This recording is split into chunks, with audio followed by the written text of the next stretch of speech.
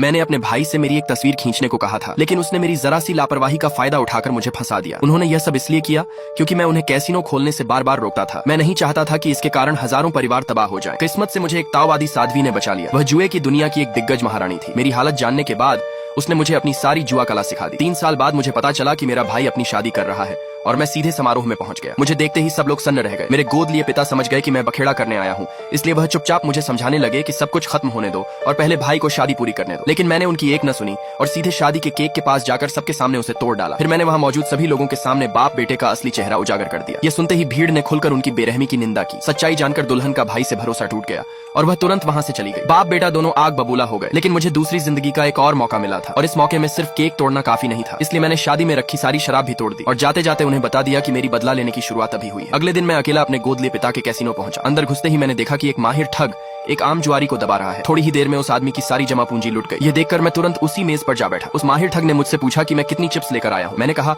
मैं कोई पैसे नहीं लाया हूँ। ये सुनते ही वह आदमी रोने सा लगा और तुरंत मुझे बाहर जाने को कहने लगा। तभी मैंने अपने बैग से एक संपत्ति का कागज निकाला और कहा नकद तो नहीं लाया, लेकिन एक घर लेकर आया हूँ। क्या जुए के लिए इतना काफी नहीं है? उसका रवैया तुरंत बदल गया। मैं यह संपत्ति इसलिए लाया था क्योंकि यह घर मुझे उसी गोद लिए पिता ने दिया था। मेरा इरादा उसी के दिए घर से उसके अपने कैसीनो को तबाह करना था। जांच पड़ताल के बाद उन्होंने मुझे $20 लाख की चिप्स दे दी, लेकिन उन्हें यह नहीं पता था कि जिस पल से मैं उस मेज पर बैठा था मैं सिर्फ पैसों से नहीं अपनी जिंदगी की बाजी लगा रहा था।